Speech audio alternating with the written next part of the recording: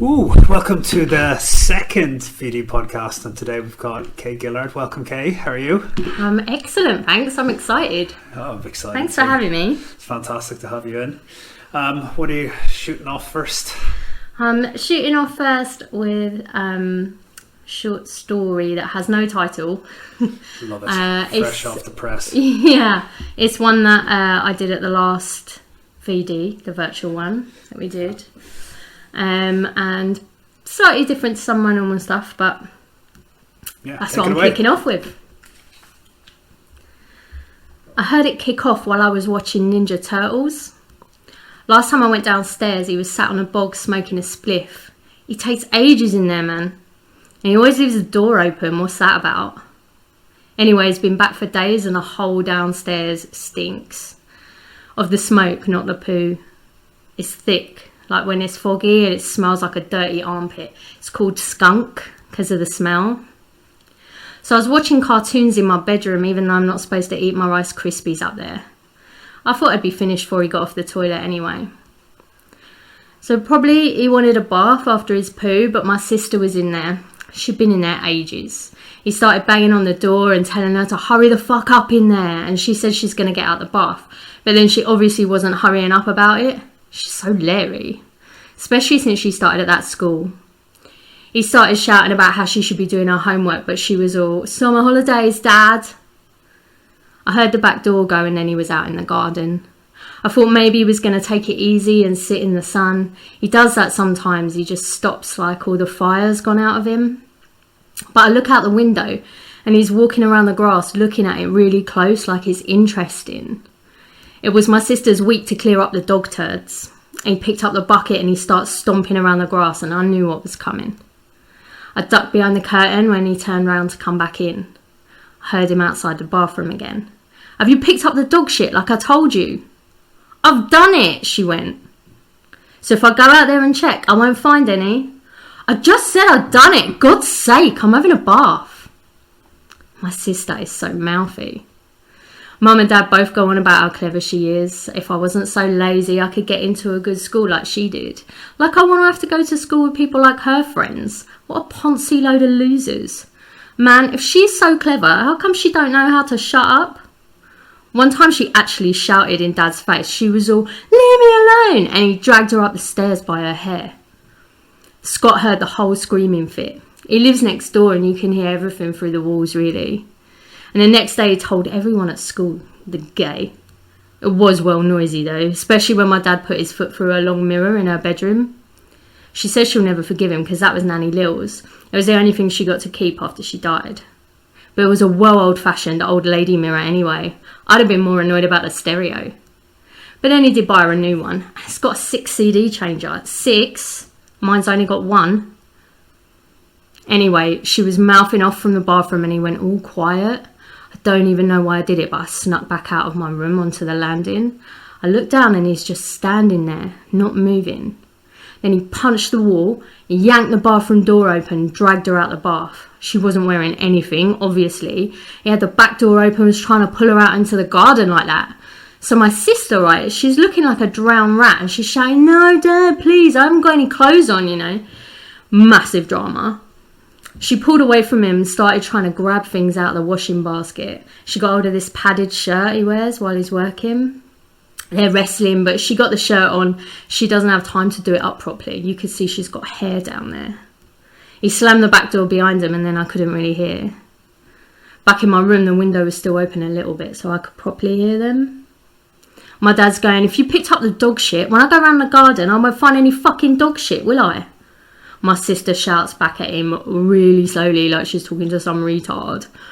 "I picked up the dog shit." I watched him stare at her while she's doing up the shirt and then he went walking around the garden till he found one. He pointed at it shouting, "What's this? What's this?" She actually walked over to see what he's pointing at. His face was all red and you don't go up to my dad when he looks like that, but he was pointing really hard, so I suppose she had to. Couldn't hear what she said from up here, but I expect she was admitting that that was a dog shit right there on the floor. Anyway, then he found another one and then another one. My stupid sister must not have done it at all. She should have just got out of the bath and done it. Then get this. My dad stuck his hand in the grass, picked up a dog shit in his hand, and he threw it at my sister. He stormed around the garden, man, and he was picking up the poos and throwing them at her. And she was running around, jumping over things we've left out in the garden, shouting all these swear words, holding up her arms to cover her face. Tubby's a big dog, you know, so there's a lot to throw. We've only got a little garden, but she ran some crazy patterns and she didn't stop. It was like an assault course on Krypton Factor or like some World Dirty Challenge on Gladiators. He landed some good ones though, fair play to him. By the end, that shirt had big splodges of Rottweiler turd all over it. Then pelting was over, really suddenly, like it started. He just stopped like he got really tired. But then it was like he shook himself awake and he gave her the bucket and the spades and he wouldn't let her back in the house until she'd picked up everything. And he followed her around to make sure she got it all this time. Took her 3 goes to get it right. She was crying by the end. When they came back in, he wouldn't let her in the bathroom because he had to wash his hands. She came upstairs and I went straight into her room. Liam, don't you knock? Her face looked well splotchy and ugly from all the crying, but her eyes were dry already. So I go, you all right? And she just goes, yeah, whatever. And then quietly she goes, bastard. Didn't know what else to say really. I didn't want to give her a cuddle or anything. So I just said, man, you are covered in poo. She looked down at herself and then, seriously, I swear, she grinned at me. This is his shirt, she goes. Yeah, I love that story. It went down so well when you read it at PD21. I think it came as like a real kind of, not as a shock. I mean, I think the voice in it is so kind of authentic and fresh. It's a bit more South East London than my normal stuff. Yeah. Yeah, how'd you tap into that voice then? Whether the kind of... That's how we spoke where I come from, you know. It's just, and especially, you know, it's kind of set in the time when I was a kid, hence the on-point cultural references. Remember Krypton Factor? Yeah. So, you know, it's like the kind of stuff that you would say back then, kind of the way that me and my brother would talk to each other, you know. And yeah, it kind of, I like it in a way because then it becomes like a performance reading. It's kind of like a monologue, you know what I mean? No, it totally is. Because the narrator doesn't actually do anything apart from watch what's going on. Yeah, it's like, you know, by Meyerson's rules of what should happen in a you know, characters are the actions they take. It's totally not that kind of thing. No. But it's so entertaining because it's such an authentic voice, and you feel like you're sitting in the room with this girl who's kind of telling you the story, you know, while watching the football, or, you know, it's got that real kind of like orality to it that's kind of like really authentic. I kind of enjoy the performance side of stories like that. It's one of the things I enjoy about like VD and the public reading type thing. Taking on voices and taking on masks and kind of... Yeah, it's just like my inner drama student, just like, yes. I mean, it's... like I said, it's not like your norm... Well, not your normal work or whatever. I mean, I think there's always a certain level of kind of grittiness and reality in everything you write, even when you're writing about, like, you know, magic and about kind of empaths and stuff. There's still a kind of... I think it's really strongly anchored in like reality, if that makes sense. Like I never feel like you're, you know, and maybe when I'm reading that book, what's it called, Circe, is it? Yeah. And maybe have you read Song of Achilles and those as well? Yeah. Something that's strong. What's her name again? Sorry, I've forgotten the name of the writer. Madeline Miller. Yeah, she's really good. Wonderful. Yeah, she's a wonderful writer. But something that struck me about it is even though she's like writing about, you know, ancient Greek gods, basically these are family melodramas. Absolutely. And she kind of taps into, she picks a character and everything is told as though that's a human character. And obviously Cersei, compared to the other gods in the stories, is much sort of, she's very low on the hierarchy of gods. The ugly duckling. Yeah, for the nymphs. And nymphs are like kind of lowest of the low anyway, not low like mortals, but you know, she almost has sort of a human quality about her, I think. And her powers are limited. Yeah, and she had to build them herself, and she has to work really hard at them, which is why she's so different from the gods. It's just a brilliant take on it. I love Cersei so much. I think it came out last year, and I was just like, this is perfect. So I read Song of Achilles, which is like the siege of Troy told from the point of view of Patroclus, Patroclus and Achilles, yeah. Because it's a gay love story, right? Story, yeah. And it's really, really good, but like, I don't know, there's just like some kind of leap in the writing that happens from that one book to this one. It's just like, wow. You know, Cersei, I think, is perfectly written, but she kind of likes to view it from these alternative views. I kind of like that. But I also read, I've been a little bit obsessed with retellings of mythologies.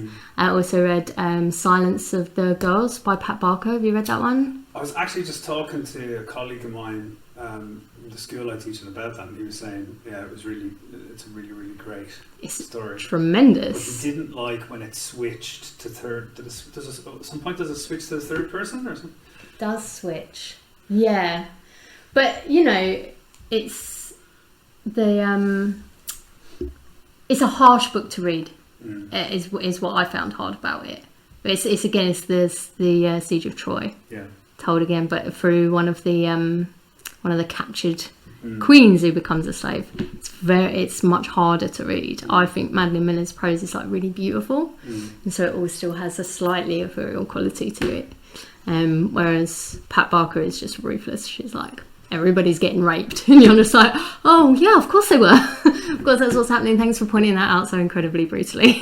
So again, there's a kind of like otherworldly kind of thing going on with the stories, but there's a gritty realism kind of underlying them, which is kind of like where magical realism kind of becomes more real than the realism. If you know what I mean? Yeah. It's kind of like visceral. Some of the Pat Barker stuff is very hard to read. I mean, the whole retellings thing kind of always reminds me of Angela Carter and the Bloody Chamber. I teach that to my A-level students. The whole kind of like, almost by taking this leap into this imaginative world, you can distance your reader to a certain extent and then show them the reality of the violence without like it being too real. Yeah. I mean, like if everything's like too real, sometimes they're too involved in the emotions of it without actually kind of being able to kind of step back and analyse the kind of the power dynamics, or I don't know, like somehow like a leap out of reality can somehow help you look at reality from a more analytical viewpoint, if that makes sense. Yeah, because then you can just really play with your symbolism, you know what I mean? Yeah. So I think it just hits us in a different place, particularly when it's a story that we all know really well, you know. And I think that she's really gritty. She did some training with Pat Barker, who wrote Silence of the Girls. She is obviously a really successful writer, has been for a long time, but I don't think she got published till she was 40. There's hope. There's hope. And she said that she'd written a couple of books and they'd been rejected, which she says was correct, because she was trying to write nice, kind of more ladylike prose, I guess. And she's a northerner, she's working class. A lot of the stuff that when she was first being published in the 80s was, you know, set around these more difficult lives of women. That was kind of where she started writing, and people wouldn't publish those, but she was like, no, I found my voice here. And people were like, you're writing quite harshly about women who are having a horrible time. It's a bit depressing. And she went to a creative writing course taught by Angela Carter, and Angela Carter liked her work, and she said, oh well, people won't publish my stuff because, you know, say no one wants to read about, you know, how women are having a shitty time. And she was like, well, fuck them, what do they know? You know, send it to Virago, they're feminists. And that's what happened, and I love that story so much. I love Angela Carter. I think she's got such power and vim. And she has got vim. Does not give a fuck. No. You know, you can almost see her waving her two fingers around in some of the pages. She's just kind of like, yeah, I don't give a fuck. Yeah. I can do whatever I want with the symbolism. I can, you know, putting so many noses out of joint, just being, it's almost punk in its kind of. It is a bit punk. I mean, it's very purple and kind of like really like ornate, but it's kind of like it owns itself, you know, and it doesn't make any apologies for being kind of, you know, throw in some more fucking phallic imagery. You know? Yeah. Why not? Why not? And like, why are you rewriting stuff? Because I can. Like, I think it's fine. I think you can rework stuff and find the bits of it that are interesting to you. Yeah, it must have been very like powerful for her to find a champion like that who's kind of like, you know, if Angela Carter says it's good, then it's good. Yeah, screw these people. They are wrong. They are definitely wrong. I don't know. I hope that's a true story I just told you. I read it on the internet, so it must be true. Never let facts get in the way of a good story. Have you got a bit of Miller there for us? I've got a bit of Miller, actually. Yeah. So this is from Circe, because I love Circe. And it's from quite near the beginning, discussing Circe's birth. At my birth, an aunt, I will spare you her name because my tale is full of aunts, washed and wrapped me. Another tended to my mother, painting the red back on her lips, brushing her hair with ivory combs. A third went to the door to admit my father. A girl, my mother said to him, wrinkling her nose. But my father did not mind his daughters, who were sweet-tempered and golden as the first press of olives. Men and gods paid dearly for the chance to breed from their blood. My father's treasury was said to rival that of the king of the gods himself. He placed his hand on my head in blessing. She will make a fair match, he said. How fair, my mother wanted to know. This might be the consolation if I could be traded for something better. My father considered, fingering the wisps of my hair, examining my eyes and the cut of my cheeks. A prince, I think. A prince, my mother said. You do not mean a mortal. The revulsion was plain on her face. Once when I was young, I asked what mortals look like. My father said, you may say they are shaped like us, but only as the worm is shaped like the whale. My mother had been simpler. Like savage bags of rotten flesh, she said. Surely she will marry a son of Zeus, my mother insisted. She'd already begun imagining herself at feasts upon Olympus, sitting at Hera's right hand.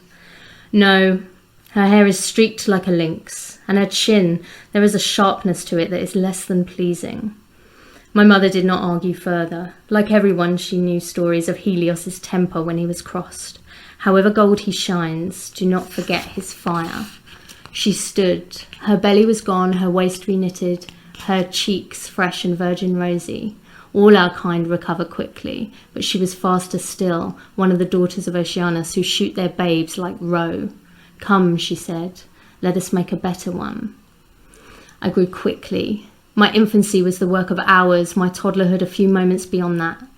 An aunt stayed on, hoping to curry favour with my mother, and named me Hawk, Circe, for my yellow eyes and the strange thin sound of my crying. But when she realised that my mother no more noticed her service than the ground at her feet, she vanished. Mother, I said, Aunt is gone. My mother didn't answer. My father had already departed for his chariot in the sky. She was winding her hair with flowers, preparing to leave through the secret ways of water, to join her sisters on their grassy riverbanks. I might have followed, but then I would have had to sit all day at my aunt's feet while they gossiped of things I did not care for and could not understand. So I stayed. My father's halls were dark and silent. His palace was a neighbour to Oceanus's, buried in the earth's rock, and its walls were made of polished obsidian.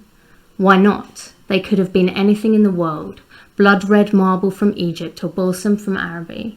My father had only to wish it so. But he liked the way the obsidian reflected his light, the way its slick surfaces caught fire as he passed. Of course, he did not consider how black it would be when he was gone. My father has never been able to imagine the world without himself in it. Such a great final line, though, isn't it? It's the self-centered nature of men. And all the gods. Horrible. Yeah. Horrible writings of them. And if you're into... I love the Greek myths. And I love the gods, and her descriptions of like Hermes as an untrustworthy but sexy bastard. She's fantastic. I think he'd be pleased. Yeah. Helios, maybe not. Yeah, I guess that kind of brings. I mean, yeah, no, I'll stay on this. That they're gods, but they're three-dimensional characters, and they're not just kind of one thing. They have very human. They're anthropomorphized.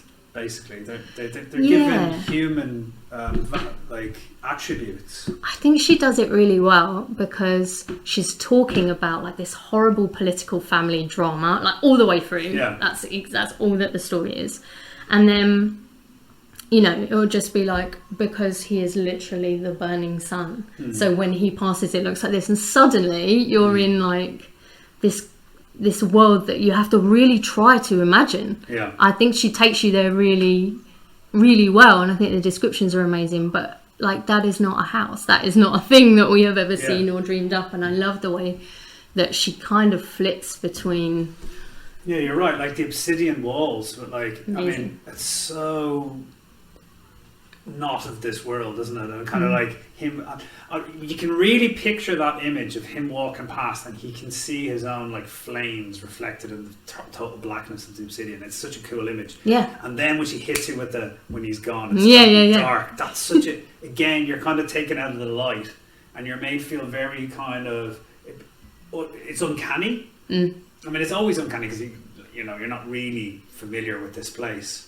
But you get this glimmer of light, and the next one is taken from you, and you're totally in the dark. It's like, what's going to happen? Everyone will now wait for me. Yeah. And it's there's an interesting thing she's doing where it's so visceral and kind of specific. I remember. I think this the scene where they're torturing Prometheus. And they're ripping like he gets flesh his off his back. And then she's using words like, is it ichor, like the kind of the gold blood that comes out. and she uses these like kind of very archaic and like ornate kind of words, but which gives it a kind of really kind of like lush feel to it. Yeah, it's very kind of like. All of it's luscious. Very rich, but it's rich. It's still a torture scene that you are reading, exactly, right? Yeah. This is still a guy who's like going to be taken up onto a crag and have his liver ripped out repeatedly by eagles or something. Is that the? I think it is. It's an eagle they that comes up? out and eats it every day to eat the liver. Every day. Yeah. It grows it back. It has it. Yeah. This is the joy of the. The joy of the gods is that they I love the way they talk about these nymphs just like reknit themselves, beautiful again like that, and Circe is very badly injured lots of times, and so she talks about the body growing itself back, and it's kind of disconcerting the way guts, that she talks about it. It does. For a world that's meant to be kind of up in the heavens and. Those myths are really bloody. It's very bodily, if you know what I mean. There's a lot of flesh. There's a lot of flesh being There's a lot of death. Apart. There's a lot of blood being spilt. Yeah. There's a lot of, even like her kind of lust towards that fisherman. Yeah. It's very like awakening of her sexuality kind of thing. It's told in a, again, it's very kind of like bodily centered rather than, it's all about kind of like his hair. Like when she meets him first, I can't remember the passage, but it's about his hair and his eyes, and you can tell like the things she's noticing about him are very kind of bodily and like lust based rather than anything kind of divine or kind of. It's not like our souls touched. It's like how I got to run off to my grandma and ask how I can fuck this guy. And she's playing it as though she's like a teenage girl. That's kind of how it's written. That kind of silliness and melodrama that a teenager would bring to it, but like she's like a good few 100 years old by that point, but that's nothing in her mind. Like she talks about nymphs like, we're so feeble we can scarcely maintain our eternity. Do you know what I mean? Just how important do you think it is that she's like a teenager and kind of like and she's chosen her to be an outsider? She's basically like, she's the ugly kid in high school who doesn't really get it. She's the goth in the corner, isn't she? Yeah, she is. I think she's doing, and I've noticed it. I've been thinking a lot about like the kind of stuff that I generally like to read, and she's like picking like these moments of trauma that, you know, Cersei. What's interesting about Cersei is her power. You know, that she kind of teaches herself witchcraft, and then suddenly she's got a power that's outside of the realms of the gods, because it's grounded in nature and grind and hard work. And there's some gorgeous passages in there where she's just like, the gods don't do this, the gods do this, and that's it. Like, they will never do anything else. So anything that requires work or study or patience, or, you know, and if you do any kind of like magical work or anything ceremonial magic, or like grinding up any herbalism, anything like that, it is just like years of study and work. And she kind of has to go from being that naive person who thinks she might have a little place among the gods, get massively knocked down. You have no place, you have nothing, you're an outsider, you're not one thing or another. And because she does that to her, like it kind of, you get to watch her then build up from those horrible things into a position of power where she can turn her would-be rapers into pigs with like a real glorious detail. So her kind of powers are kind of like, they're not democratic, but what's the word I'm looking for? They're kind of like, they're earned through labour. They're not like, she hasn't gotten this position of power through a hierarchical structure. And the hierarchical structure, she was on the bottom. Yeah. She has to kind of like hustle her way up. Yeah, absolutely. It's kind of American story. She has to get something that her father wasn't able to give her, right? She has to create something to kind of create a name outside of herself. So it is this kind of female independent story as well. But yeah, there's some really beautiful bits in there where she she turns people into various monsters. The fisherman who does not return the affections, and you know, she creates Skylar, I don't know how you pronounce that word, the big sea monster. She creates her out of jealousy. And she also talks about like the men that she turns into pigs and stuff like that. And it's all like this just stuff that she's doing, you know, and she uses magic in a way that, you know, it will only reflect their internal selves. It's not a curse exactly that she's doing, it's just something inside them that she's revealing. And so if they were nicer, they would have become nicer. And kind of an anarchist. Yeah, but there's grassroots. There is someone that points it out to her. Like, a god does point it out to her later. Like, oh, really? The people who pissed you off just so happened to turn into monsters, you know? The more beautiful person became monstrous. Like, and I think she does kind of... There's a bit of introspection in there, which I found really interesting and unexpected. Because Cersei is a two-dimensional character in the myths. She's proper rounded in this book, and I love it. What are you going to read for us next? I'll read some stuff about gods. Yeah, do it. If I can find it. So this is an excerpt from a short story called The End of Eternity. And it's told from the perspective of a deity called Vatandi, who is about to witness the end of the world. Since the start, I've sat just here in my wooden chair, perfectly curved behind and beneath me. Like the loom, it's rich and chestnut brown in colour, worn smooth to the touch from an eternity of service. I move my shuttle from one side of the tapestry to the other so quickly and skillfully, it looks even to me as though it moves with a will of its own. The hem of my dress sways slightly round my ankles and does not quite conceal my hardened bare feet as they work the pedals quietly and gently. With these small movements, my loom is brought to life and gives life. The threads rise and fall before me with soft clicks, and I feed more through, gleaming and gossamer thin, every pass of the shuttle. This is my motion, a focused, quiet dance of creation. I breathe deeply and regularly, tasting the salty air. My fingers never stop moving, and I listen to the sound of the sea. It's further away than it used to be. I remember, so strange now I can look back and remember how the water used to creep up, foamy, almost to the edge of the loom and then retreat. Now we draw less from it every day. Urd, my sister, draws out what we need from the ocean, but now its retreat is stronger than the pull even she can exert upon it. To my left I feel Urd's presence. We do not speak, but I feel her always, sitting beside me. I rarely move my eyes away from my weaving, but now I turn to watch her. She's grown so old since last I looked. Her hair is grey and her skin is crinkled.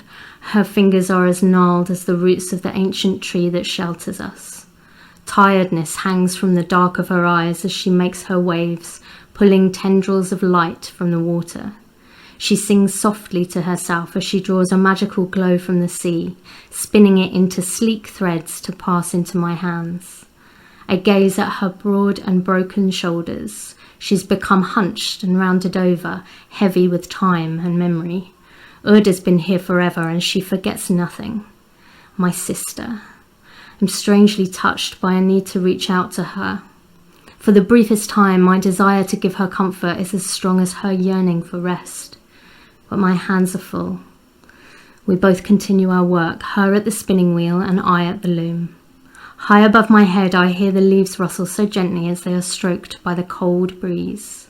I feel the motion of my body as my feet move under this cloth. I watch my shuttle glide from one edge to the other. I see every weft and warp thread gleam under the stars. I hear the soft, flickering noise of my sister's wheel turning and the whispered sounds of her feet, circled by the last snake of fibres drawn from the sea, working her pedals. Her movements are far slower than my own. The past is heavy, quiet and calm. I've always felt closest to Urd. At my right stands my younger sister, Skuld, the prophetess, the warrior.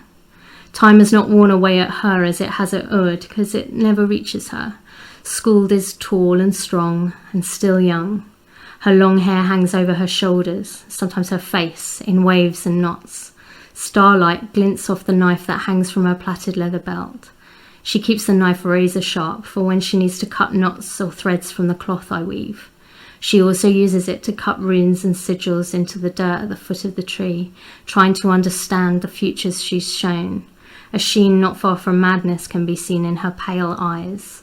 She never sits down. Her energy is boundless and she stands, she paces, she chatters, she reads the fates I have not yet woven. She screeches into the emptiness for the pain and the delight of threads our sister has not yet made.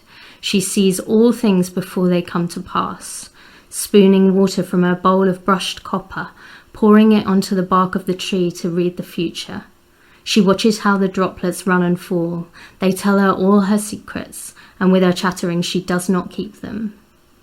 I learned long ago to filter out the sound of her voice. Futures were never important to me, and in any case waters change their course over and over. Skuld has foreseen everything that ever happened, but she also knows everything that could have happened. Many a glimpsed fate that seared itself into her never actually came to pass. I wonder for the first time how she feels about that. Unfulfilled destinies do not age or tire her, yet I can see she is wounded in her foretelling. The future is as heavy a burden as the past. It is the crackling fuel beneath the surface that sustains her wildness. Fantastic. Complete on the other end of the spectrum. That's from where you're the even total of it. I brought a mixture. Yeah, it's so interesting to have started with shit throwing in the back of the garden in South East London, and now we're in some kind of other world with the creating the world with a. Is that what's happening? She's creating the tapestry of the world. The tapestry is creating the end of the world. So the Urd, Vathandie and Skuld are Norse goddesses, kind of like the Greek fates, but like way cooler. And Vathandie is like the present moment, the now, and she becomes aware in like the short stories. Long for a short story, she becomes aware that she's coming to the end of the tapestry and there isn't going to be anything more. So she's just watching human life kind of unraveling. Yeah. Well, stitching it into its conclusion. And so for the first time, she gets moved out of the present moment only to start to think about, well, what came before this and what happens afterwards. And there's no mythology like that. They are the weavers. Those are their roles. They are past, present and future, I guess. But that particular story has no basis in any mythology. I just wanted to tell a story of Athandi because she doesn't have very many. That's interesting. So do you feel like you're driven to kind of... Because I feel like with Miller and Carter and Carol Ann Duffy, and there's been a real kind of... And like the Pop Barker one you talked about earlier, there's this kind of drive to write women back in to kind of narratives which were either altered, or suppressed, or just missed out, or just not written down because the people in power didn't value them or whatever. Yeah.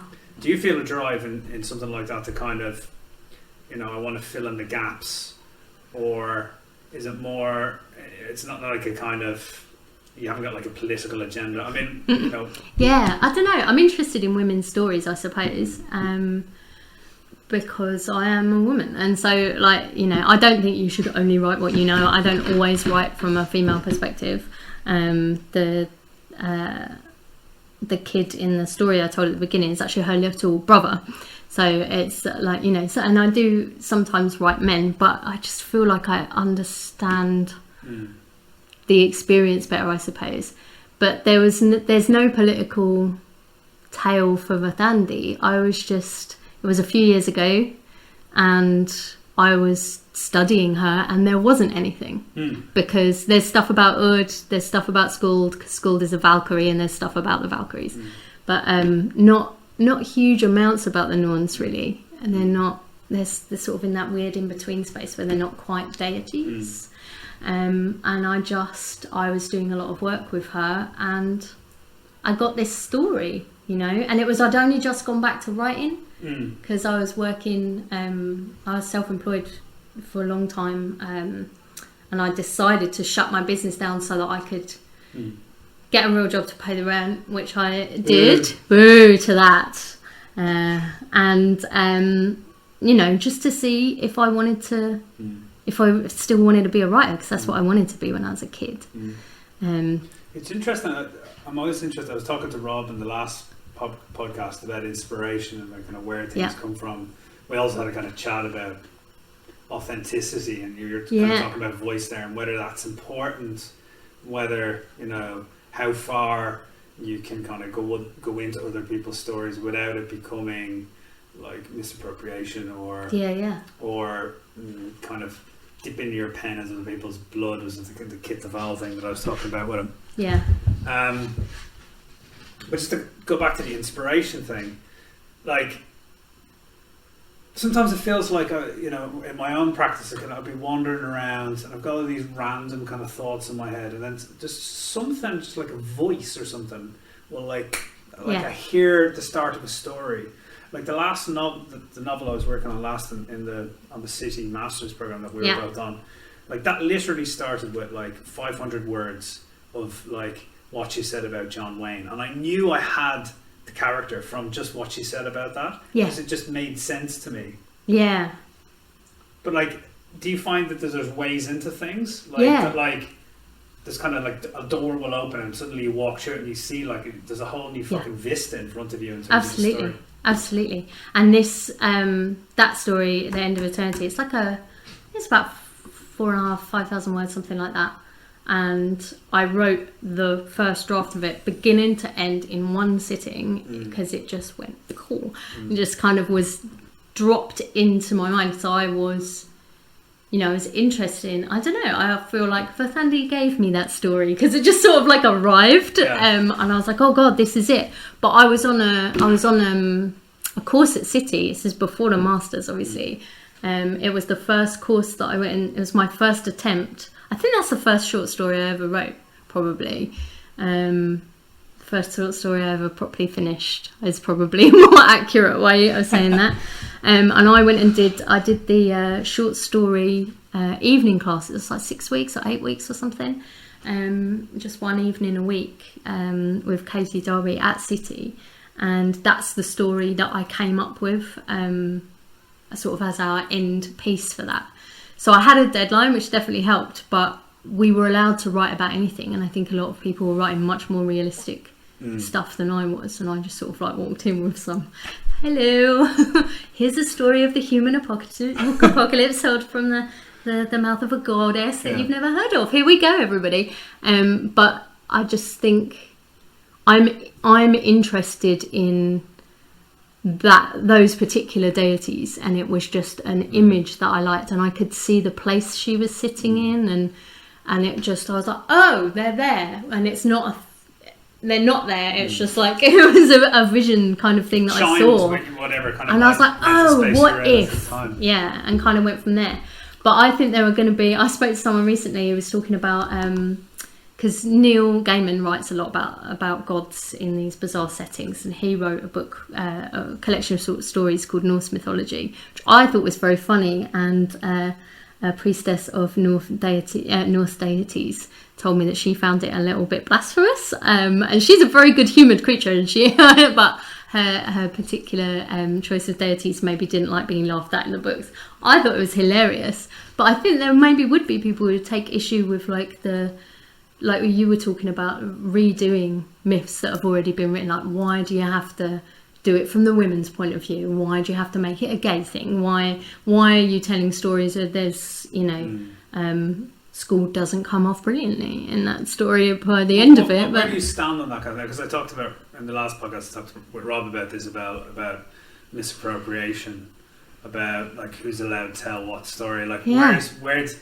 I find it personally, I feel like for me, writing is freedom, and I like the second somebody starts trying to put boundaries on what I'm allowed to write, it makes me balk. Like, I want to fucking scream at them straight away. I'll write whatever I want.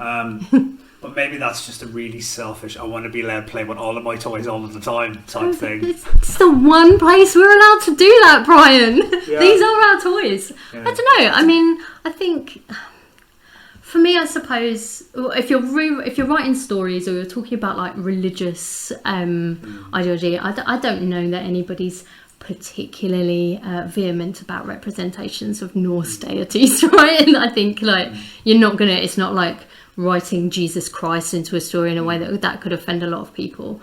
But those figures are everyone's. Yeah. They exist in culture, and if we are inspired by something, I think we should be allowed to write. I think we are allowed to write whatever we want. And if it's about writing like more worldly concerns about that, I think we just have to, what's the purpose of you? I don't know. I think you and Rob were talking about, should we be writing about a woman's experience here if we're men? I mean, why is your character a woman? If you just want to, try and write a particular type of story, I don't know. Why would you write that? It has to be important, right, in the story. And if it is, that's fine. And if you're writing about stuff that you do know, I don't think you should only write what you know. I think you can write whatever sparks in your brain. But if you are writing something that's actually happened to you, sometimes people are like, well, should you be writing what other people did? Yes. If that happened to me, it's mine. I can do whatever I want with it. And people can read themselves into that or not read themselves into that, I suppose. Yeah, because it's very in vogue, isn't it, this whole kind of authenticity of voice. Like, isn't this an amazing novel because this person lived that experience? Well, personally, I think it's far more impressive if the person's written a really great account of something they didn't do. I mean, I don't think Proust left his fucking room for like whatever it was. I know lots of people would hate that book, but it's a flight of imagination. And I don't think there's loads of books where like there's loads of writers who've done fuck all apart from sitting in their bedroom typing away, imagining the world. Yeah. It seems like to me writing can be a kind of exploration of not only, it doesn't have to be reflective. Yeah. It can be like explorative. Yeah, and I really like, I read a lot of sort of fantasy stuff or speculative fiction stuff. That question of what if and like putting yourself in a different world. That's really interesting to me. And I don't know. I mean, like for example, would I write something from the perspective of a trans person at the moment? I don't see why I would when I have, I'm sure, quite little of value to say about it. And there are people who have been underrepresented who would have something much more interesting to say about it. But does that mean that I can't have any trans characters in my book? Like, I think that's ridiculous. It's just, so long as it's not tokenism, it's fine. Yeah. I think it's just about whether it's well done or not. I think if you don't know anything about it and you start writing about it, it's not going to unless you do your research or you really get into the psychology of being that person or whatever. Yeah. If you get, because like it just goes back to voice, doesn't it? What you were talking about at the start. Like, there's not a lot, she's not doing a lot in your story, but there's an authenticity of her voice, and like the way she's seeing what's happening is so engaging that it engrosses you totally in the world, right?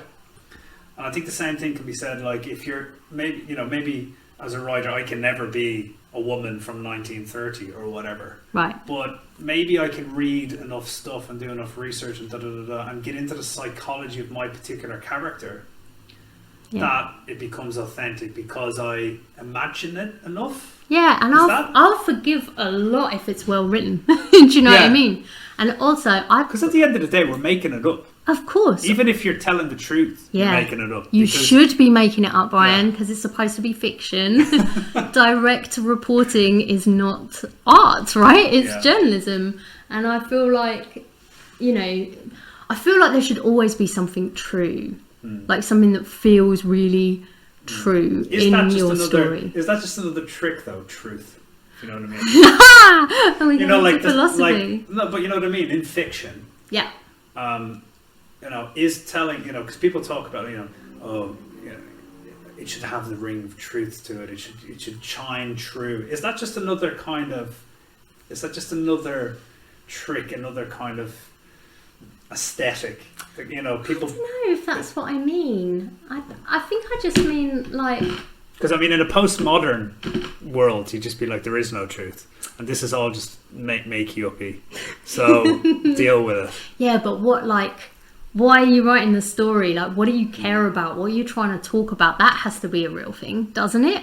Even if what the real thing you're talking about is there is nothing that is real, that's still got to be a belief that you hold, and you need to kind of write that. So you can write something that actually happened. I think it will normally be embellished. Do you write real people into your stories? They're not just the person. Yeah. They're often a composite. Yeah, that's what I do. Like a bit of this person and a bit of this, and like moved in a different city and like put in an extreme situation. Yeah. And then I need them to be a bit more like this because that'll piss off my other character. Yeah. You're thinking about the drama. Exactly. Dramatic kind of potential. Just one whole person inserted in exactly as that person is. They don't work for the movement of the story, right? No. So I think, I have lots of things in the novel that are like actual exact conversations that I've had and exact things that happened, but that's not really the person that it happened with, or it's like a couple of people all smushed together. So there's lots of things in it that's true, and lots of it that's entirely made up. When Julie Meyerson came to talk to us at City, she was talking about, the bits of the novel that are true and the bits that aren't. And she said that people always ask her, and because she won't tell them, they kind of guess which bits are the real bits and which bits are not the real bits. And she was saying they always guess the wrong bits. And I kind of like the idea of not ever confirming which bits are the real bits and which bits are the made up bits. Why do you think people are so interested in that reality?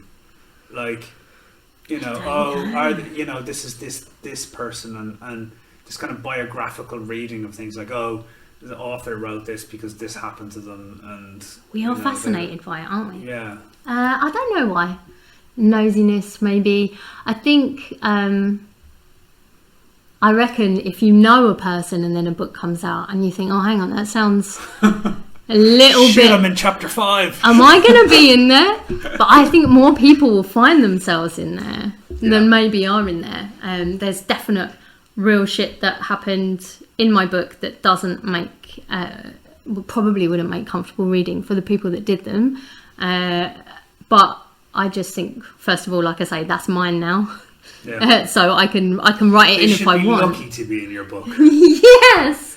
This is an honour. This is an honour. But I think I used to, when I was a teacher, I used to teach workshops, like healing workshops.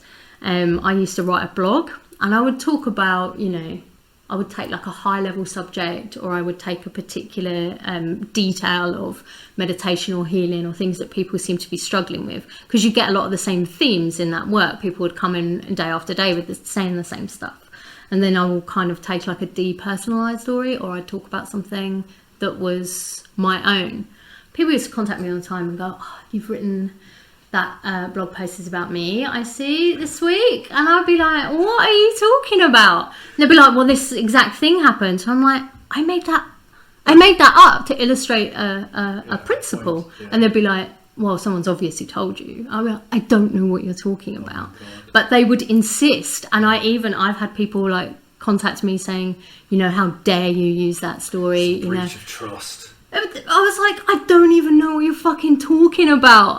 We never had that conversation, but people see themselves places, right? So I think you would upset people even if you were kind of making stuff up. But we are fascinated to look for ourselves in any stories, I think, and we are fascinated. Definitely. Staring into the water. Most definitely, and we are.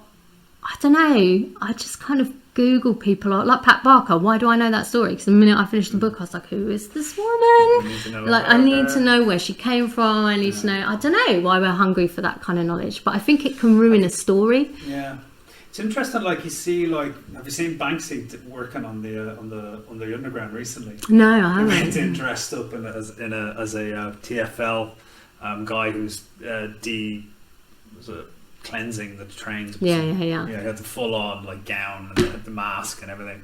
He went on spraying his rat on the tube and like with a mask on and everything. Yeah. But and when he mentioned Banksy, because his power, it seems to me, is kind of this allure of nobody knowing who he is, which is kind of like that's become a new currency in a kind of oversaturated celebrity kind of thing. And he similarly, like back in the day, I was watching a thing about Keith Haring. Do you know Keith Haring? That he was a New York graffiti artist as well. You probably would recognise some of his things. He did this like baby, and he did like a wolf, and he used to do them all around New York in the 70s when there was like loads of the posters and the advertising were kind of fallen down or weren't like bought up. There was just these black boards, and he used to do them in chalk all around New York. Amazing. This is how he made his kind of name. But again, it's that kind of anonymity thing going on there. That's kind of like. And what's happening there is like you're tapping into their want for knowing who's making the art, and you're frustrating it, and like that becomes almost like something that like drives people forward to know more. So do you think mystique is a kind of an important thing to have as an artist? Like why did Julie Myerson not tell the people what's real? Is that because that gives her a power that keeps people always wanting to read on more? I don't know if it's a power for her as a writer or whether she's protecting the power of the story, because I think that knowing too much about someone can slightly ruin the story. Like never meet your heroes thing. Well, yeah, and also just you can write a story that's exactly what happens, and maybe it won't feel true, right? And one of the things, you're right, that is definitely a thing. Yeah, you're reporting it from and I don't like direct reports. Masquerading as like a fiction. That is like play with it, make it into, think about what it should be, an inspiration, not the whole thing, unless launching pad. Yeah, exactly. But if it's like, oh, this is true and this exact thing happened and this was this and this kind of is true, but this is a composite character, I don't want to know that stuff before I read a story, because you've left me no room to imagine it. Me to imagine it, because then all I can see is you. Or if you've written someone, if you'd be like, hey, I want you to read this book, by the way, this character here is really Rob. I'd be like, oh shit, and then all I can see is Rob on every page. God damn it, why does he always wear that cardigan? No Rob, but you're a very well dressed man. I take that back. Such a well dressed man. That's what it says in the book. But you know what I mean? Like, I want to because then it's about who owns it again, right? You can write about whatever you want, but the reader surely should be able to receive it however they should be able to reconstruct the world in their own mind. Yeah. The words are just kind of like a guide. Yeah. And then it becomes like you're trying to communicate an internal reality, like a vision thing that you've had, but you don't have any control over it. And I think maybe like saying which of the things are right and what you're trying to achieve by that writing or whatever. I wonder if you're kind of holding on to something that you've already finished, and if it's been published and it's out in the world, it's kind of, it needs to live in different people's brains, I think. I think even if you're if you're a famous writer, your famous self is a type of performance. It's not you. No. And it's also outside of your control. It's kind of like a book. It's a book. It's a series of images that's presented by people. Your Instagram self or whatever. Yeah, it's totally kind of like, and that's what's this is the extreme nature of late capitalism, that we've trained ourselves to be the marketeers of our own lives. We present the world with these kind of images of ourselves. Yeah. And we invite people to kind of read us as a kind of as a composite of images and posts and kind of But some of that is such a giving away of personal information. I don't know. I mean, I do the Instagram thing, but I don't do Facebook or any of that stuff. I don't put anything like wildly personal on there. I don't. There's power in those little personal experiences, or things that represent personal experiences, or things that you've seen or dreamt up that seem real for you. Anything that has power enough to create art out of. If you start like talking about that too much, I think this kind of, because it's performative. Facebook, Instagram, Twitter, it's a performance. It's people performing a version of themselves. Is that well, that would be an extreme kind of criticism of it. On the other hand, you could say it's it's harmless kind of attempt to connect with people. We're trying to present what's happened in our lives and stay connected with people overall. Yeah, and that's a true thing. I wonder if, I don't know, I feel like giving away too much personal stuff is maybe, I feel like you lose a little bit of your power, a little bit of yourself, really. And I think maybe I prefer to kind of retain that power and try and put it into the story. But then I do like, in terms of like writing, I really enjoy like personal essays, like kind of memoir style stuff. And you like Plath, who you're going to read from? I do like Plath. She is ultra personal.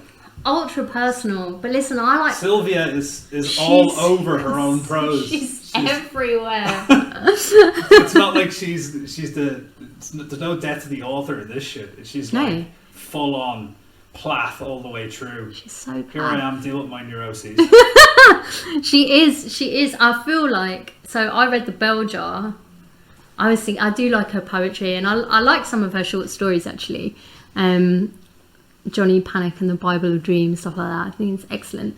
But The Bell Jar is what I dutifully, as a mournful, angsty teenage girl. It's a teenager thing. I still love it. I can still reread it now and love it. But it's important to me. But it did suffer. I think it suffers a little bit from knowing too much about Sylvia Plath. You think? Right? Yeah, I do a little bit. But I love her anyway. This is a formative book for me, so... I'll read a bit. I love this passage myself. I love this. I went with something else in the end than what I told you I was going to read, I think. Oh no, come on. You have to read the Finnegan's Wake bit. I didn't go with Finnegan's Wake, did I? Was it chapter 10? Yeah, I went from the beginning of chapter 10. The Finnegan's Wake stuff is quite beautiful. Now, I'll read this bit. When she's in the hospital, right? This is... spoiler alert, post-suicide attempt. I sat in bed with the covers up to my neck. Why can't I get up? I'm not sick. Ward rounds, the nurse said. You can get up after ward rounds. She shoved the bed curtains back and revealed a fat young Italian woman in the next bed. The Italian woman had a mass of tight black curls starting at her forehead that rose in mountainous pompadour and cascaded down her neck. Whenever she moved, the huge arrangement of hair moved with her as if made of stiff black paper. The woman looked at me and giggled. Why are you here? She didn't wait for my answer. I'm here on account of my French-Canadian mother-in-law. She giggled again. My husband knows I can't stand her. Still, he said she could come and visit us. When she came, my tongue stuck out of my head and I couldn't stop it. They ran me into emergency and then they put me in here. She lowered her voice, along with the nuts. Then she said, "What's the matter with you?" I turned her my full face with the bulging purple and green eye. I tried to kill myself. The woman stared at me. Then hastily, she snatched up a movie magazine from her bed table and pretended to be reading. The swinging door opposite my bed flew open. A whole troop of young boys and girls in white coats came in, with an older, grey-haired man. They were all smiling with bright, artificial smiles. They grouped themselves at the foot of my bed. "How are you feeling this morning, Miss Greenwood?" I tried to decide which one of them had spoken. I hate saying anything to a group of people. When I talk to a group of people, I have to single one out and talk to him, and all the while I'm talking, I feel the others are peering at me and taking unfair advantage. I also hate people to ask cheerfully how they are when they know you're feeling like hell and expect you to say fine. I feel lousy. Lousy, somebody said, and a boy ducked his head with a little smile. Somebody else scribbled something on a clipboard. Then somebody pulled a straight, solemn face and said, "Why do you feel lousy?" "I can't sleep," they interrupted me. "But the nurse said you slept last night." I looked around the crescent of fresh, strange faces. "I can't read." I raised my voice. "I can't eat." It occurred to me I'd been eating ravenously ever since I came to. The people in the group had turned from me and were murmuring in low voices to each other. Finally, the grey-haired man stepped out. "Thank you, Miss Greenwood. You will be seen by one of the staff doctors presently." Then the group moved on to the bed of the Italian woman. "How are you feeling today, Mrs. somebody said, and the name sounded long and full of L's like Mrs. Tomilillo. Mrs. Tomilillo giggled. "Oh, I'm fine, doctor, I'm just fine." Then she lowered her voice and whispered something I couldn't hear. One or two people in the group glanced in my direction, and somebody said, "All right, Mrs. Tomilillo," and somebody stepped out and pulled the bed curtains between us like a white wall. Everything in the hospital bed I find so funny. Yeah, it is funny. It's so funny. It's so awful, and she's such a liar. She's so unreliable. Everything she says is absurd. She just insists that, she can't sleep and she can't read, she can't write. And later on in that chapter, she insists that all the doctors are making up their names, and she's like dead serious the way that she talks about it.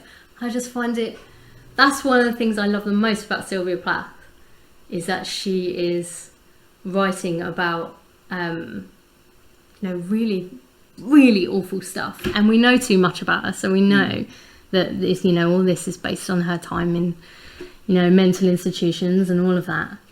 But she is still really funny and really observant of like tiny little details. When you read, you're like, you're right.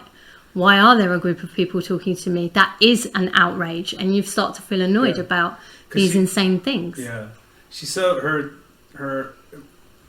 I think if the narrator wasn't so, if the character wasn't the narrator, whatever, wasn't so kind of bang on with her details and her insights. Yeah, I don't think you'd be on her side. She'd just be some bratty kind of loon that you wouldn't be interested in kind of reading about. But because she kind of the comments cut so quickly and so to the bone, you're on her side. Yeah. Even though what's going on and what she's saying is so kind of wildly, unreliable, like you said. Yeah. You're still kind of you're on her side and you want to go on this journey with her, and you're sneering at the others, and you're thinking she's the one who's kind of in the right. Yeah. And she writes loads of little scenes like that one where essentially nothing happens. Yeah. The story has not been advanced at all in that passage. Jonathan would never let us write that. Do you understand? Why are these people talking? Why do we know about this woman sticking her tongue out, right? Yeah. But that woman, I think, much as I think it's a real shame that we know so much about Sylvia Plath, I think some of it gets over-identified, because I don't know how much of this is real and how much isn't. But I looked again at Johnny Panic and the Bible of Dreams, and that woman with the tongue sticking out is in that story. Oh, right? Really? Yeah. She's not called Mrs. Tomalillo in that, although there is a Mrs. Tomalillo somewhere else. So there's someone called that definitely appeared in Sylvia Plath's actual life, I think, and she likes the name. But the story is told in much more vivid detail. She talks about...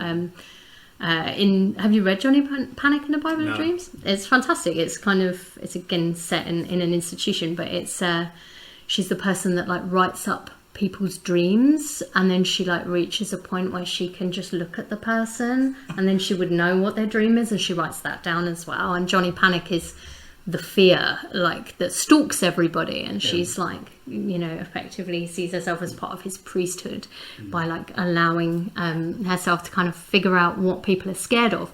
And one of the people that she talks to, one of the patients that's come in, has a French Canadian mother-in-law, and when the mother-in-law came over, her tongue swelled up and stuck out, and she couldn't get it back into her face. Yeah, classic neurosis. Like, and she's kind of telling that story. So you're like, this is someone you met at Bellevue or wherever it was that she stayed. And they did publish years ago her journals. And there's so many little descriptions of people that you're like, oh, that's from this poem, or that's from this story. And there's loads of stuff like that. So that is, and you can go, I want to know that. It is interesting. Yeah. But I think it takes away, because the bell jar is really funny, and she does describe loads of such mundane, boring, like no happening scenes in a way where I still feel like entertained. So entertained, even though it's all very grim. But I think, you know, the bell jar still has like quite a bit of hope in it. I still think it's quite a hopeful thing. You know, you start right at the beginning, you already know that she survives it, right? Because she talks about the fact that she's married, got a baby and all this stuff at the beginning, and she does recover from it. I think, you know, it's just considered to be this massive depressive angsty teenage girl book, she is. Because we know that, you know, a month after this came out, she stuck her head in the oven, and we know that, and it's kind of wish that we didn't know that, I suppose. Yeah, because maybe she, you know, I guess she's probably writing a book. In some ways, we write our ways out of neurosis, don't we? I feel like she, obviously we cannot know this, but I feel like she wrote this going, yes, she was trying to exorcise all these demons from having had electroconvulsive therapy and all that kind of stuff. You know, it's pretty brutal. I mean, it is in the 50s. And I know from her life and the things we know about it, she was really concerned about how to be taken seriously as an artist, as a writer, if you're a woman in the 50s, you know, and how she was going to be forced into this role of wife and mother and all of that. So you know all that stuff, but I feel like she was writing this because she felt she'd come out the other side. I wonder, like, imagine being one of the people that read it, like, before. I mean, it wasn't even published under her own name, so... You know, it was just a novel, and then obviously once she killed herself, that's it. It's become her.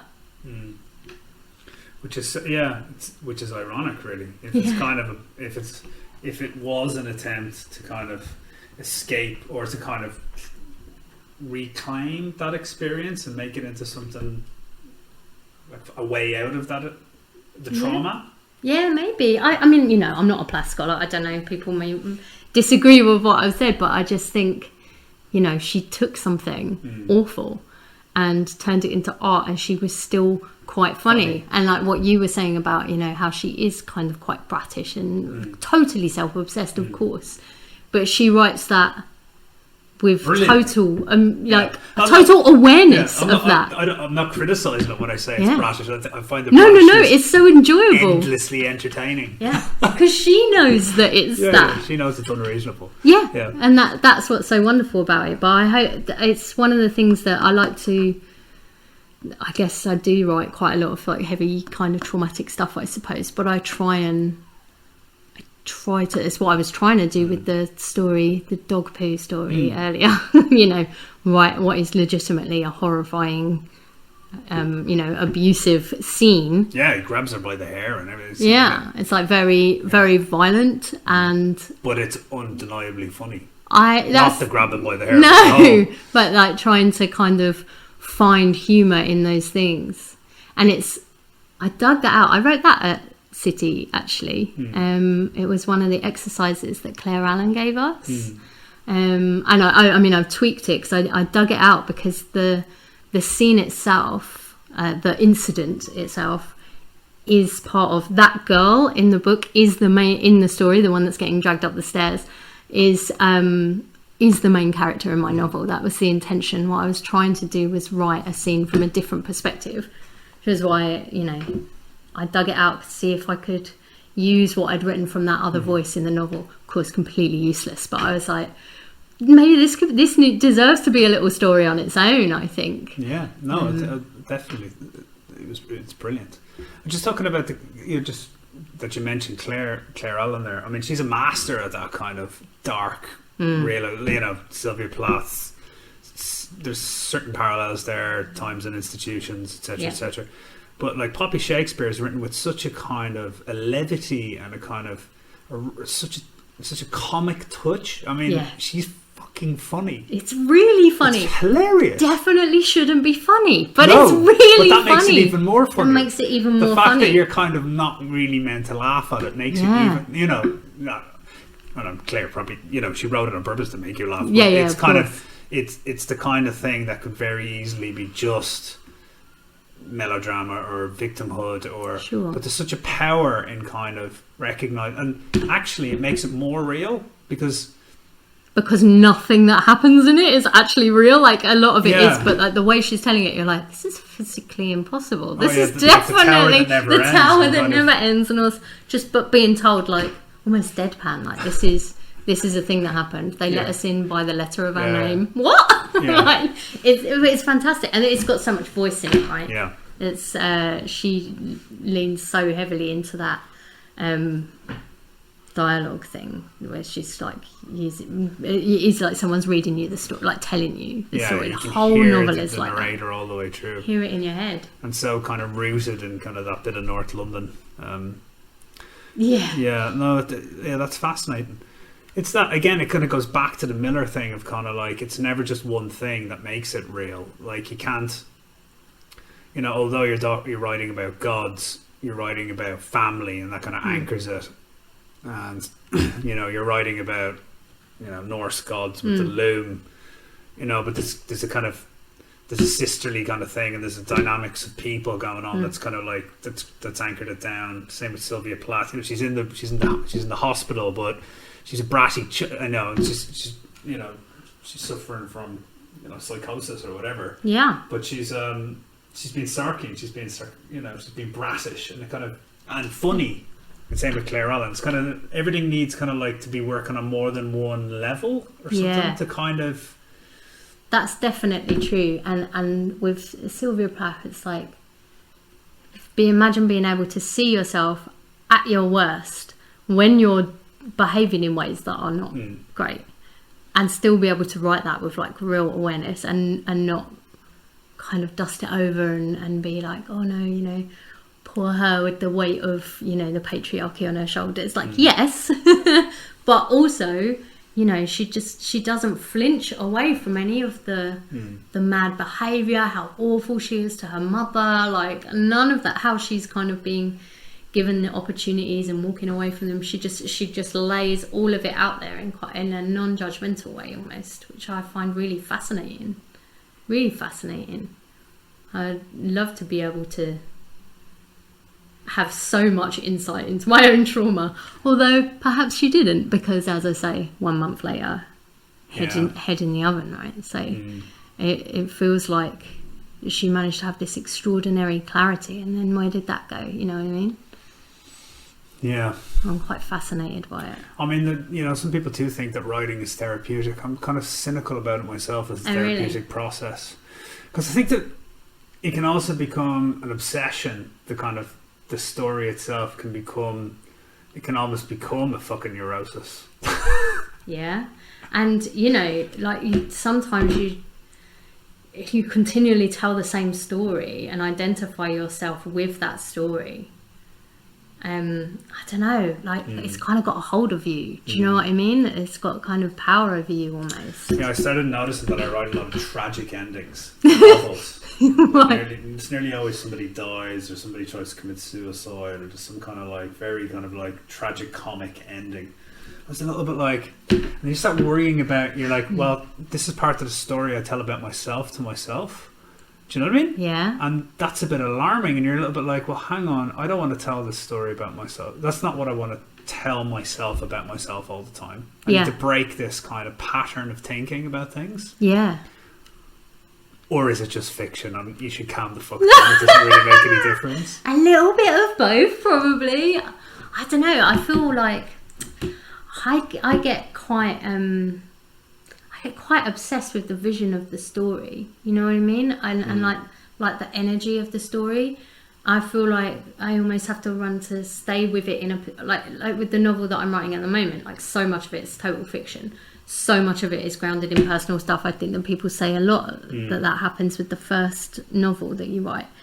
But I feel very aware that the person I am now is not the person that stuff happened to, and almost that and some really insane stuff happens in my novel that didn't happen to me at all, but the kind of the representative things that I don't know, that maybe would be considered therapeutic, I don't know. I'm definitely trying to understand things, but I'm not the person in the story. I'm sort of a bit removed from it. And that's a very important clarification. And it's the same with myself in my own writing. I'm not the characters. I'm not interested in writing about myself, really. No. I'm always writing as somebody different, but you do enter the character's world like quite deeply, and you are trying to understand yourself a bit, surely, or maybe just the wider world. I don't know. You're presenting a certain emotional logic, I think. Because if you're writing something that's kind of like has a kind of depth to it, and kind of you're trying to understand the psychology of these people, or the emotional logic of how they act, or vision of the way the world works, or whatever. If you're trying to unpick things, I'm always interested. We're going from like the responsibility of the writer to the reader here about authenticity is what we're talking about at the start, really, and about like realism and who owns the story. But what about like the responsibility of the writer to the writer? How, like, if we're saying like writing is a kind of process of working through trauma, which it can be. I know writing's never going to be just one thing. It's multiple things at once. Yeah. But is there something to be said for thinking about, like, well, the story you're telling is having an effect on you, who's writing it, if you know what I mean. I don't think you can write a thing when you're in it. Maybe I'm wrong. I would say that I don't feel I could write a thing while I was in it. I would want to have the cool off period. No, you definitely wouldn't be. You wouldn't have your trauma and then the next day pick up the pen. Well, you would, but that's like your terrible angst poetry that no one should ever see. That's like full of crows. Black. That's like my horrifying journals. That's what that is. Like, that's fine. There's a place for that. But if you're taking aspects from your the little Stark girl on Game of Thrones with her list of people she's going to murder. Listen, I think that you can write stuff while you still remember. I think we have to be able to remember how it feels, right? Yeah. But I don't think we should write stuff while it maybe still has power over us. But I don't know. Maybe I'm talking nonsense. I don't know. I feel like, maybe there is a little bit of, therapy writing in that you can kind of wrest back a bit of power and control, but certainly understanding of what happened by taking it and then twisting it into something else that you can create art out of. There's got to be power in that. Can you do that if you're still heavily invested of that story of yourself as the victim of trauma? I don't know. Yeah. Well, we're presuming multiple things here. We're presuming that the person writing is thinking about their own trauma, or that they're, or even that writing is about trauma. I mean, for a lot of people, it's not, right? No, that's true. I personally am writing my trauma, but I will never tell you which parts of it are true. And I would never ask you. That's my rule. I've just suddenly decided. No, I think to a certain degree, no matter what you're writing about yourself. Yourself will appear in it. Yeah. Because it can't not. Can't not. You've only got your own lenses to view stuff through, right? You've only got your own personal experiences to stack it up against. So like we were saying, can you write somebody else's experience? Like you may, if you are able to, I don't know, it's like acting, no? You might not have experienced the thing, but you've got to be able to get into that emotional feeling. As long as you can access that from something that's happened in your life or something that you feel, I think you can do it. Yeah, I'm just interested in, you know, whether it's a healthy thing or an unhealthy thing. You know, let's take the acting. Yeah. You know, Daniel Day-Lewis. I mean, it does some damage to go so deep. Yeah. I think a lot of actors would say, you know, playing Lear, you know, maybe doing Hamlet or Lear or something can be like a little bit traumatizing in terms of what it does to your head. Yeah. Did you read that? Oh my God, what was it called? I can't remember the name of the author. It's a retelling of King Lear. Oh yeah. Called We That Are Young. Oh yeah, I've heard about this. Set in like modern day India.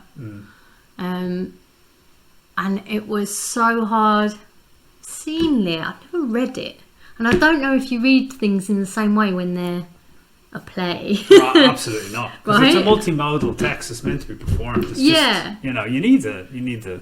There's something about the novel. I mean, it's beautifully written. Yeah. She won the Desmond Elliott Prize for it. It's beautifully written. She clearly knows her stuff.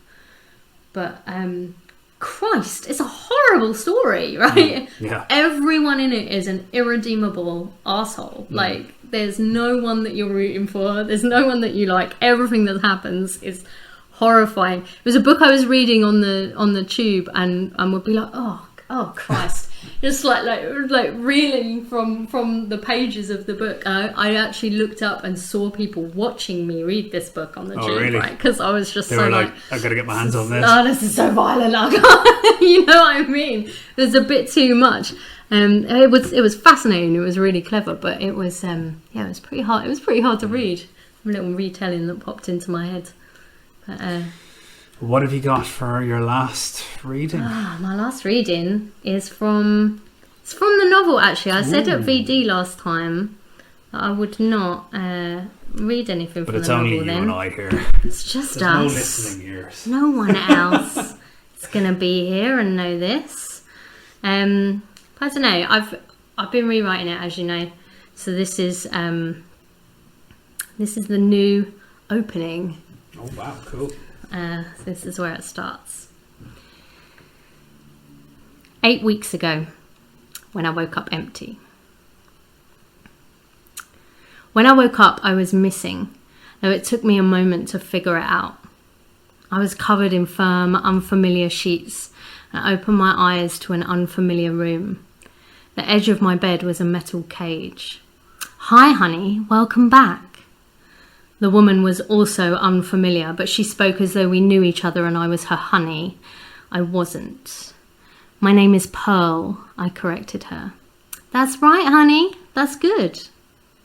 I focused my eyes and saw she was dressed like a nurse. She had on those shoes they wear, like for gardening, but clean, so you could tell they were for tending people, not plants. She walked over on her quiet rubber soles and I waited to feel it.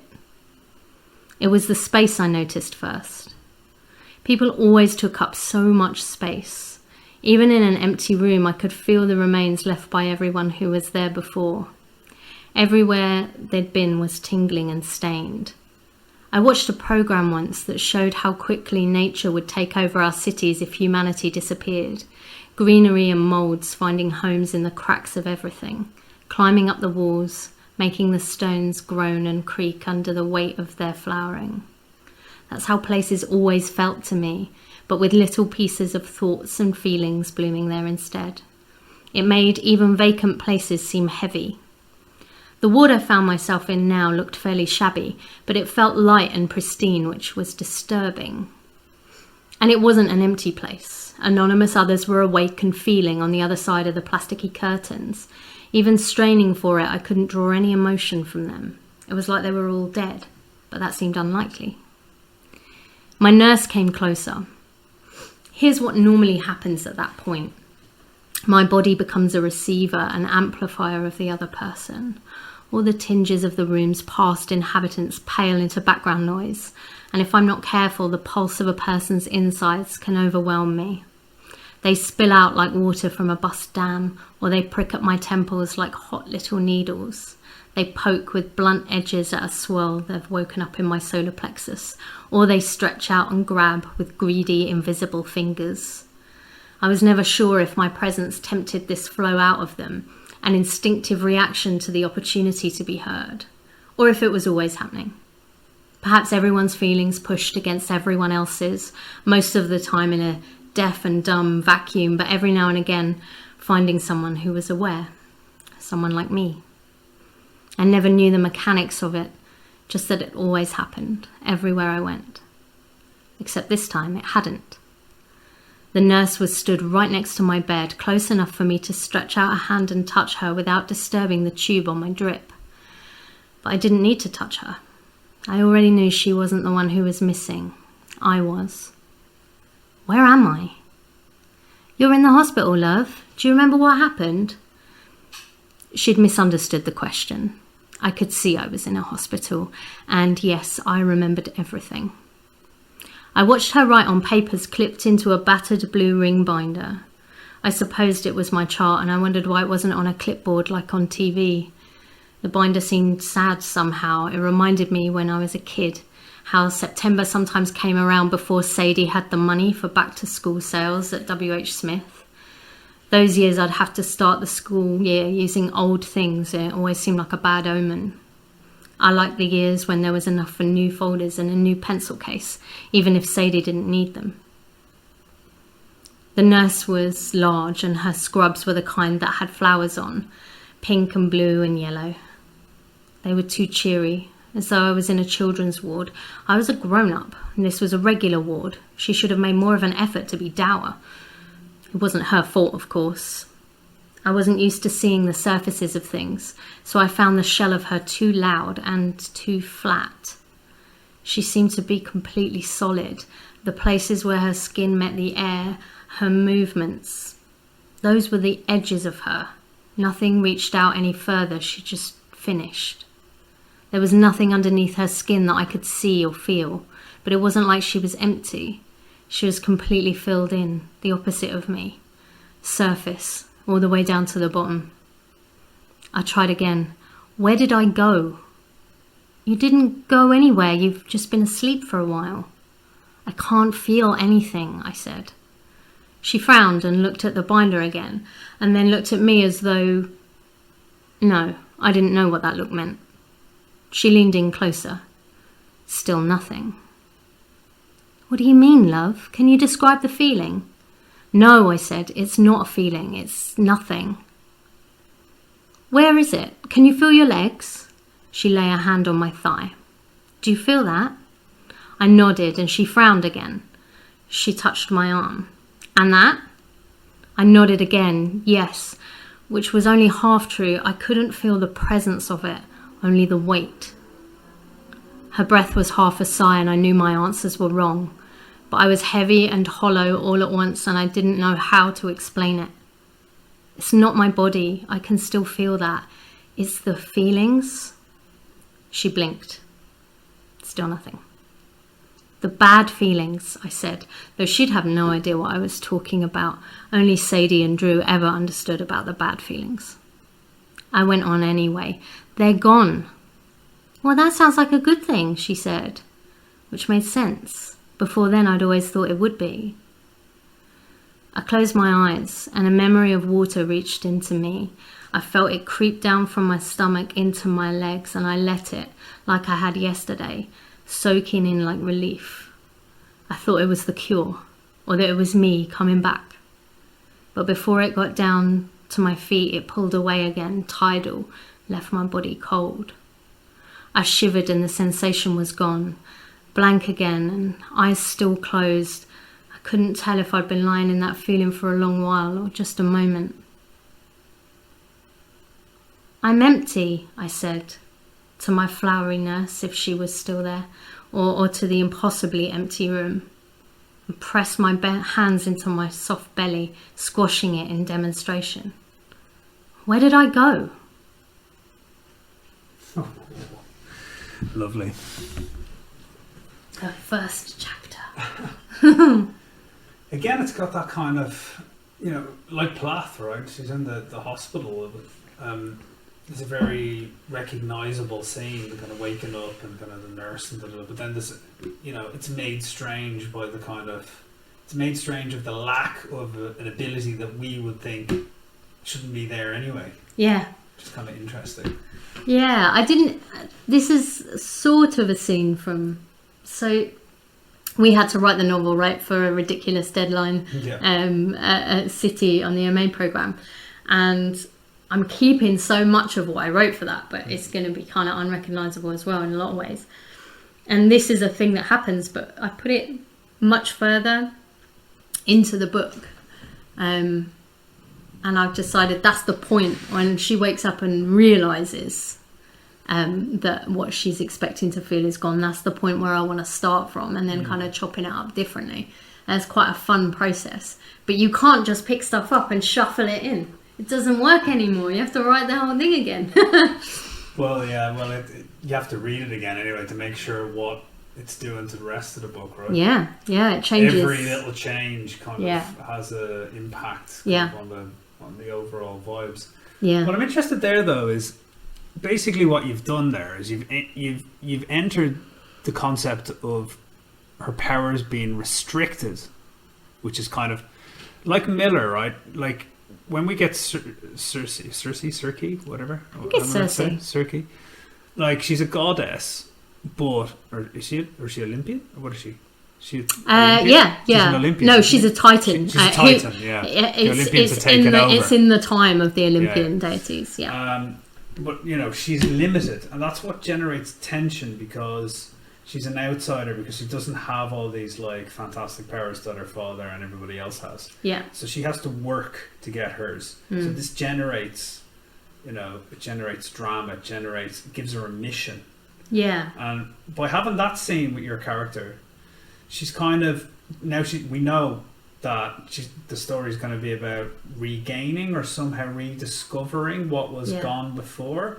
Whereas if she already has all this stuff, if she has this amazing power, where's the dramatic tension going to come from? Because, she knows what somebody's going to feel. She knows what they're going to say. Yeah.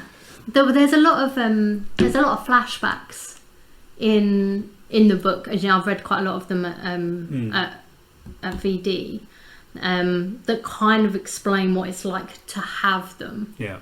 And what I really struggled with the most for writing the present day stuff that she's running through this point where, for whatever reason, for reasons that become clear later, she does not have the powers of extreme empathy anymore.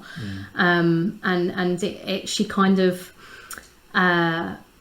writing the absence of something is hard, I guess. Right? So how do you write that you don't have a thing? It's really hard to write lack of empathy. It was my real struggle in the first draft.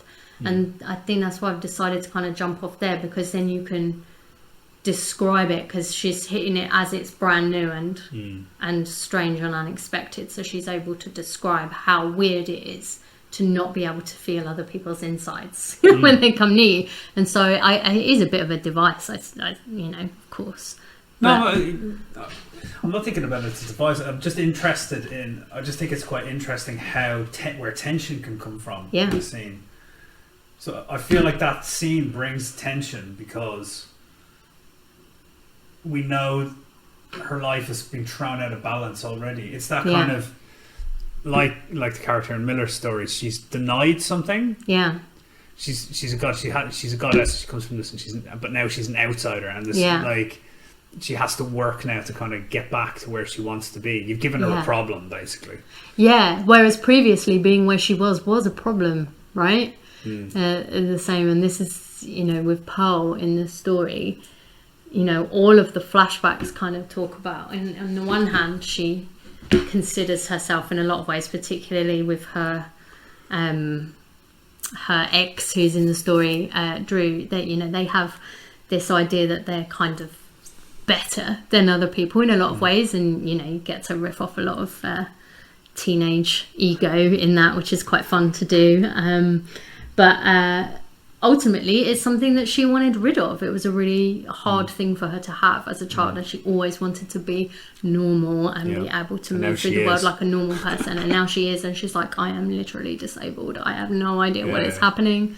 What's happening inside this nurse? It's like there was some, I can't remember what, I think it was Harry Styles, is it, from One Direction? Well, that's not a reference I was ready for. No.